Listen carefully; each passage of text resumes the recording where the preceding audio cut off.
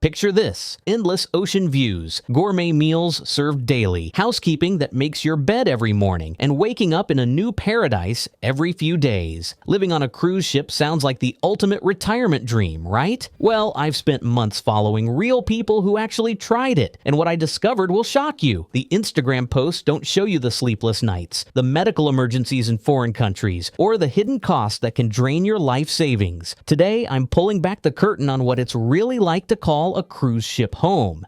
Here's something nobody talks about in those glossy cruise ship living videos. After the first few weeks, paradise becomes prison. Mario Salcedo, known as Super Mario, has lived on Royal Caribbean ships for over a decade. What he said was absolutely eye-opening. When you're living on a cruise ship full-time, you're not on vacation anymore. You're trapped in an endless, mind-numbing loop. Most cruise lines, especially in the Caribbean where it's cheapest to live, run the exact same routes every 7 to 14 days. That means you're visiting the same ports, walking down the same streets, seeing the same souvenir shops over and over and over again. But it gets so much worse. The locals start recognizing you. Imagine being that person who shows up to the same beach in Cozumel every 2 weeks for months on end. The bartender knows your drink order not because you're a valued customer, but because you're that weird person who never leaves. The novelty wears off fast, and what was once exciting becomes a soul-crushing routine. The food situation is even more depressing than you can imagine. Since most passengers are only on board for a week, everything operates on strict rotation. The breakfast buffet on Monday is identical to the breakfast buffet 2 Mondays later. The dinner menu repeats like clockwork. Even those cute towel animals in your room follow the same predictable pattern. You'll know it's Tuesday because that's Elephant Day. Fraser from Fraser at Sea put it perfectly when he said living on a cruise ship is like being stuck in the movie Groundhog Day, except Bill Murray eventually escaped his time loop. You might not be so lucky. The repetition becomes so intense that some people start marking time not by dates, but by which version of the same show they're watching for the 15th time.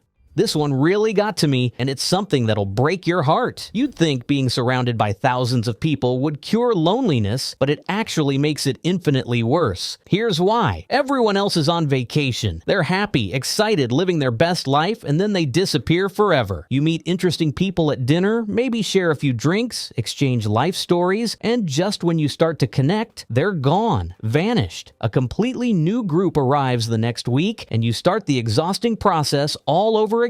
It's like speed dating, but for friendships, and it never ever leads anywhere meaningful. Linnell from Poverty to Paradise made an entire video called Revealing the Secret of Living Alone on a Cruise Ship, and she didn't hold back. She talked about crying in her tiny cabin, missing family birthdays and holidays, and feeling completely disconnected from real life. The crew members you see regularly are working 12-hour shifts. They don't have time to be your therapist, best friend, or emotional support system. The worst part? You're missing out on everything important happening back home. Grandchildren's first steps, family emergencies, friends' weddings, graduations, anniversaries. Life goes on without you, and you're stuck watching it through social media posts while floating in the middle of nowhere. You become a ghost in your own family's life, present only through occasional video calls when the ship's terrible Wi-Fi actually works. And the isolation becomes so intense that some cruise ship lifers start talking to themselves or developing unhealthy attachments to crew members who are just doing their jobs. It's heartbreaking to witness. Let me tell you about something that'll keep you awake at night. Cruise ships are not floating hospitals, and they're definitely not retirement homes. The medical center on board is basically a glorified first aid station designed for vacation injuries, seasickness, and minor emergencies. Here's what happened to one person I followed. They cracked a tooth while eating dinner. Sounds simple enough, right? Completely wrong. There are no dentists on cruise ships. Not a one, none, zero. They had to wait until the next port, find an emergency dentist in a foreign country where they didn't speak the language, navigate a completely different healthcare system, and hope their travel insurance would cover the costs. Spoiler alert, it didn't cover nearly enough, but dental problems are just the tip of the iceberg. If you take daily medications, and let's be honest, most people over 30 do, the ship's medical center center won't refill your prescriptions. Ever. You need to bring enough medication for your entire cruise, plus extra in case something gets lost, stolen, or delayed. Run out of your heart medication in the middle of the Caribbean? Good luck with that nightmare scenario. The really terrifying part is what happens during a serious medical emergency. If you have a heart attack, stroke, or any life-threatening condition, you're getting airlifted to the nearest hospital. That could be anywhere in the world, thousands of miles from your doctors, your insurance network, your medical records, and your family. I heard about one person who had a medical emergency and ended up in a hospital in Honduras, racking up tens of thousands in medical bills while their family frantically tried to figure out how to get them home. The ship's medical staff are competent for basic issues, but they're not equipped for ongoing care, chronic conditions, or serious emergencies. If you need regular blood work, physical therapy, or specialist consultations, you're completely out of luck.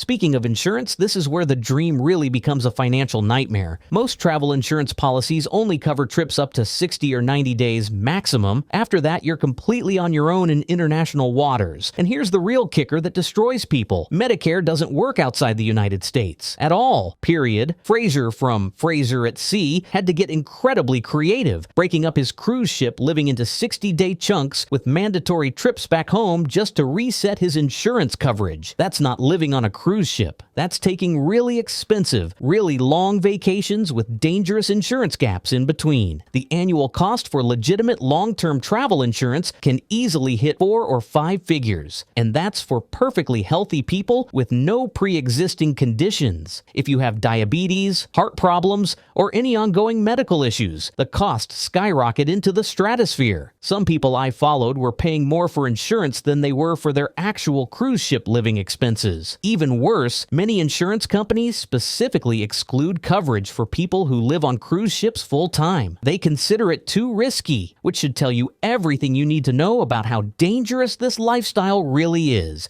Here's something the cruise ship living influencers conveniently never show you. The cabin lottery from hell. To make cruise ship living even remotely affordable, most people book guaranteed inside cabins. That means the cruise line picks your room and you have absolutely no say in where you'll be sleeping for the next week or two. Sometimes you get lucky and end up with a decent cabin in a quiet area. Other times, you end up next to the engine room, listening to mechanical noise, vibrations, and industrial sounds 24 hours a day, 7 days a week, or directly above the nightclub with thumping bass and drunk passengers until 2 in the morning, or next to the laundry facility with industrial washing machines and dryers running constantly. Linnell documented some of her absolute worst cabin experiences, including one where she could hear every single word her neighbors said through paper-thin walls. Imagine trying to sleep while listening to someone else's relationship drama, arguments, and personal phone calls every single night for 2 weeks straight. And since these are inside cabins, there are no windows, no natural light, no fresh air, no way to tell if it's day or night without checking your phone. The psychological impact is devastating. Some people develop serious depression from the lack of sunlight in the cave-like environment. Others experience claustrophobia so severe they can't stay in their rooms. The cabin assignments are completely random, so you might get a decent room one cruise and a nightmare the next. There's no consistency, no way to plan, and no guarantee you won't end up in cruise ship hell.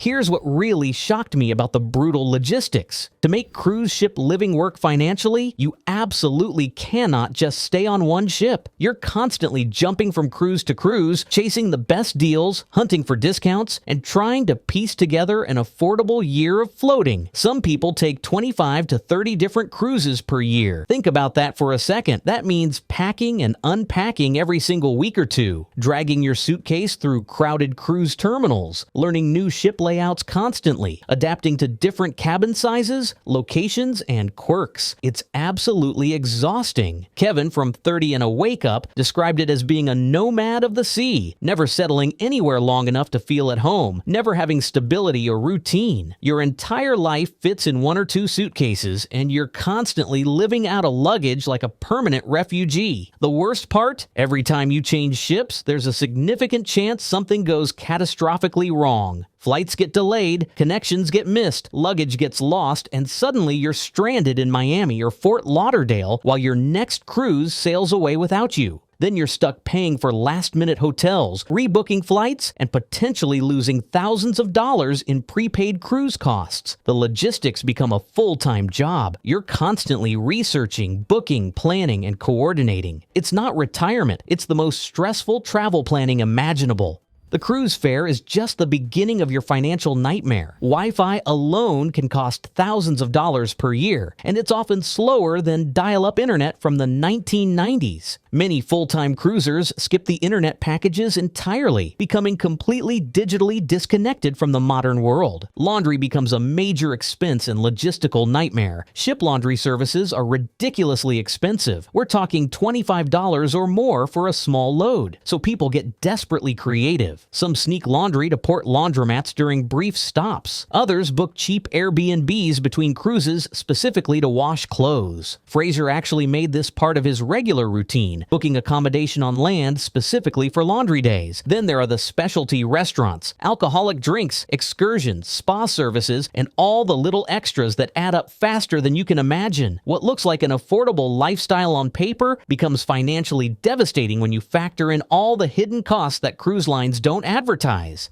Here's one of the most dangerous and desperate aspects I discovered. Some people try to live on cruise ships for free using casino loyalty programs. The cruise lines offer free cruises to people who gamble enough money, and some folks have figured out how to game the system by gambling just enough to qualify for rewards without losing everything. But here's the terrifying reality. It's still gambling. One bad streak at the blackjack table, one unlucky night at the slot machines, and your free cruise ship living just cost you thousands of dollars you can't afford to lose. Linnell and Kevin both use casino offers to reduce their costs, but they're essentially trading financial stability for cruise benefits. It's like extreme couponing, except instead of clipping deals from newspapers, you're rolling the dice with your retirement savings. The house always wins eventually, and when it does, you're left broke and homeless in the middle of the ocean. Perhaps the most heartbreaking thing I discovered is how cruise ship living completely isolates you from real life and everything that matters. You miss family emergencies because you're in the middle of the ocean with no cell service. You can't attend weddings, funerals, graduations, or any important family events because you're committed to a cruise schedule that can't be changed. One person I followed missed their parents' funeral because they were on a transatlantic crossing with no way to get home quickly. The guilt, regret, and devastation they expressed was absolutely heartbreaking. They chose cruise ship living over being there for their family in that important moment. You also lose touch with simple things that make life normal. Having a primary care doctor who knows your medical history, a dentist you trust, a place to receive mail, or even a permanent address. Your entire support system disappears, replaced by temporary cruise staff who change ships regularly and don't really know you. The isolation becomes so complete that some people forget how to function in normal society. They become dependent on the cruise ship routine and can't handle the complexity of real life when they occasionally return to land. So there you have it, the dark, brutal truth about living on a cruise ship that nobody wants to talk about. It's not the Instagram paradise you see online. It's repetitive, lonely, expensive, dangerous, and soul-crushing. Sure, some people make it work, but they're the rare exception, not the rule. Before you sell your house and book that one-way cruise ticket, remember that the ocean might look beautiful from the deck, but it's a terrible place to be stranded when everything inevitably goes wrong.